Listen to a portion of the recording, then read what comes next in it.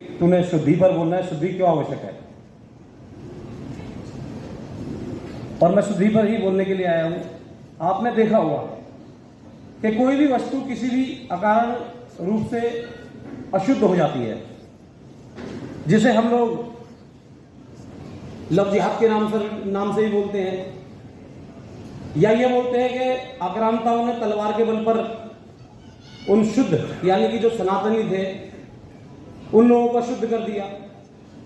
या हम ये भी बोल सकते हैं कि वो लोग लालच में अशुद्ध हुए, भय में अशुद्ध हुए, कैसे भी हुए, लेकिन वो लोग अशुद्ध हुए।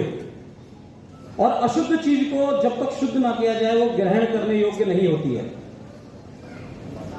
उसके लिए हमारे यहां हवन का प्रावधान है, गंगा स्नान का प्रावधान है। इस प्रकार से हम लोग उनकी शुद्धि कर कर अपने समाज में लेकर आते हैं। ये वही लोग हैं जो लोग आज हमारे शत्रु बने बैठे हैं, एक इस्लाम की विचारधारा के अंदर जाकर एक दलदल में फंसकर और एक विचारधारा के गुलाम होकर हम लोगों का ही यानी कि अपने लोगों का ही कत्ल कर रहे हैं। उस विचारधारा से उनको निकालकर वापस रहते गौ गंगा गीता धर्म का आचरण, जिस नारी समाज को ये लोग जूती के बराबर समझते हैं, भोग की वस्तु समझते हैं, जिन्होंने से खेती तक बोल दिया कि भाई इससे खेती कीजिए और अपनी विचारधारा की संतानों की उत्पत्ति करके, और जो भी ऐसे लोग हैं जो गाय को पूजते हैं, जो सनातन के मानने वाले हैं, यूं कहें जो भी गैर मुस्लिम हैं, उनको किसी भी तरीके से समाप्त करके इस्लामिक बनाना है, मुसलमान बनाना है, उस विचारधारा को ये लोग आगे बढ़ा रहे हैं। शुद्धि कहें या घर वापसी कहें, वो क्यों आवश्यक है? आपने कभी शापित व्यक्ति को देखा होगा, जो लोग एक विचारधारा में रहते हैं या गलत जगह पर चले जाते हैं या गलत व्यभिचार करते हैं या गलत षड्यंत्र में फंस जाते हैं, लालच, ये सब उसी का एक रूप है। जो अपने थे आज वो पराये हो गए, मजबूरी में, लालच में, भय में, उनको अपनी विचारधारा में लाना है। और जो आज मानवता को भूलकर अमानवीय कार्य कर रहे हैं, चाहे वो इजराइल में देख लीजिए, चाहे वो किसी भी अन्य देश में देख लीजिए। एक व्यक्ति आता है, कोई ट्रक किराए पे ले रहा है, उसे यही नहीं पता मेरे सामने वाला शत्रु कौन है, उस पर चढ़ा देता है, क्योंकि उसे अपनी विचारधारा को सिद्ध करना है और सामने वाले गैर इस्लामिक को मारना है। आज ये लोग उसी दलदल में फंसे हुए शापित लोग हैं, और इन लोगों को उस दलदल से निकालकर वापस मूल विचारधारा में लाना हमारा कर्तव्य बनता है। और अगर हम इस कर्तव्य को नहीं समझ पा रहे हैं तो माफ कीजिएगा, हम लोगों को कुछ भी नहीं पता है। हम लोग कैसे भूल सकते हैं अपनी माताओं बहनों के उस अत्याचार को,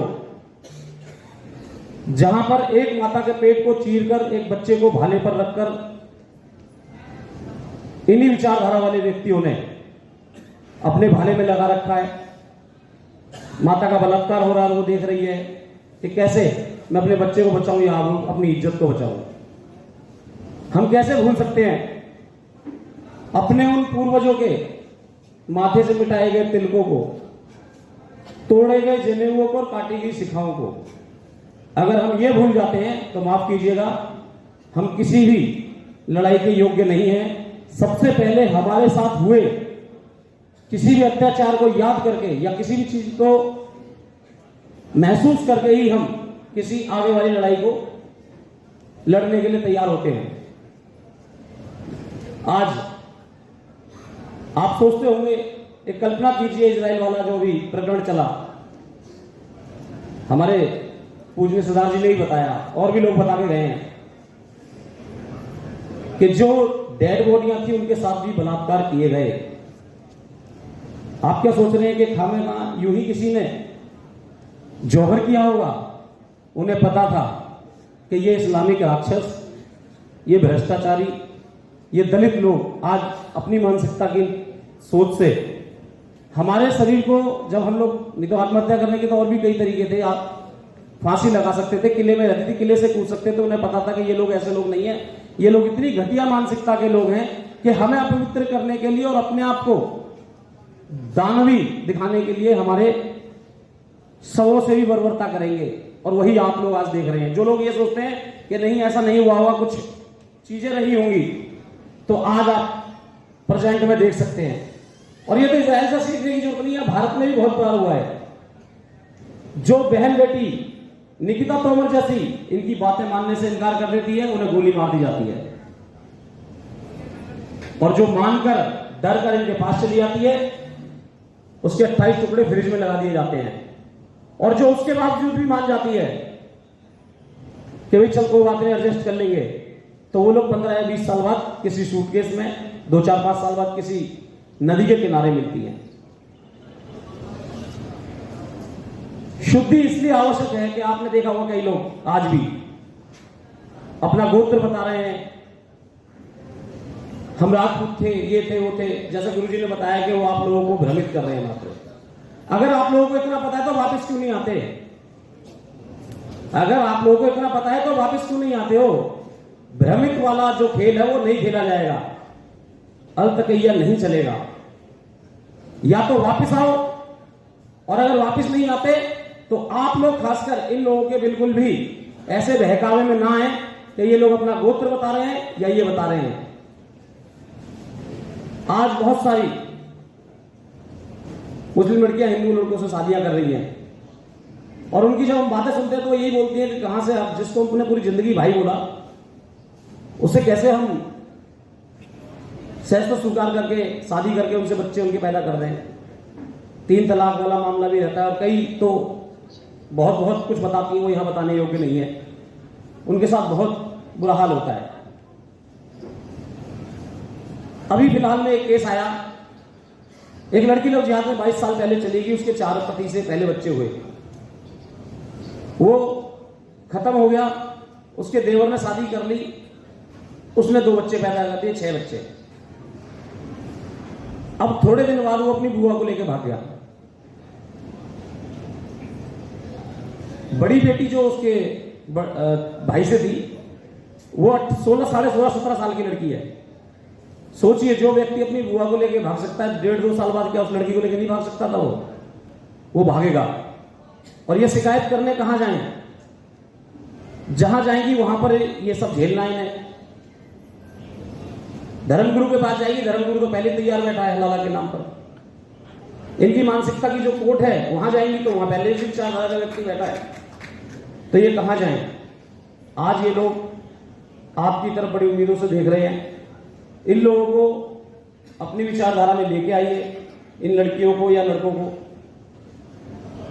और इनको अपनी विचारधारा में लाने के बाद आप इनको उस दलदल से मुक्त कीजिए, जिस दलदल की वजह से आज सारा विश्व उस ओर धकेलता जा रहा है। और अगर आप इस दलदल से इनको निकालना चाहते हैं तो आप खुद भी इसको स्वतः निकालिए। अगर आपके पास यहाँ पर संसाधन उपलब्ध नहीं हो रहे तो न्याय मंच के माध्यम से हम लोग खड़े हुए हैं, दिल्ली में हम उनका पूरा वो करेंगे। और अगर आप लोग खुद नहीं कर पा रहे तो आपके आसपास या कहीं पर भी जो भी लोग कर रहे हैं उनका सहयोग कीजिए।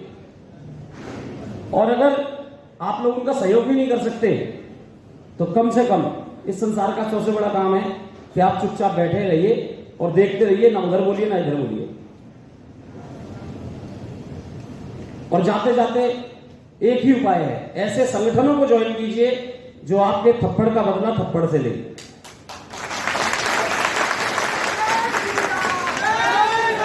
नहीं तो किसी भी संगठन का झंडा उठाने की आवश्यकता नहीं है।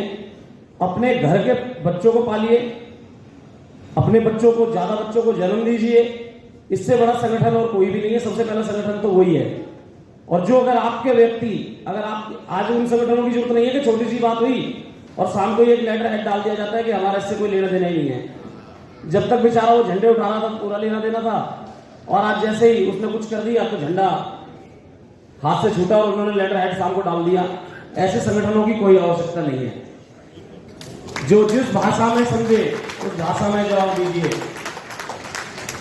और पागल कुत्ते को सिर्फ गोली मारी जाती है, उससे टुकड़े खिलाकर पालने के लिए या उसको अपने आप को कटवाने के लिए तैयार नहीं किया जाता। और ये जो राक्षसों का झुंड घूम रहा है ना, इनको एक ही भाषा समझ आती है और वो है वध की भाषा, और वध के अलावा कोई और उपाय है नहीं। और फिर दोबारा इस मंच से बोलना चाहता हूं, जितने भी लोग आप लोगों को बोल रहे हैं ना, ये बड़े बड़े दाढ़ी वाले मौलाना मौलवी कैंपस खुल के थे, हम ये राजपूत थे, हम ये चौहान थे, हम ये भारद्वाज थे, हम ये वशिष्ठ थे, तो आप आइए वापिस। और अगर नहीं आ सकते तो सामने आने वाले हम लोगों के प्रतिकार को झेलने के लिए तैयार रहिए, उसके झांसे में फंसने की कोई आवश्यकता नहीं है। बहुत बहुत धन्यवाद।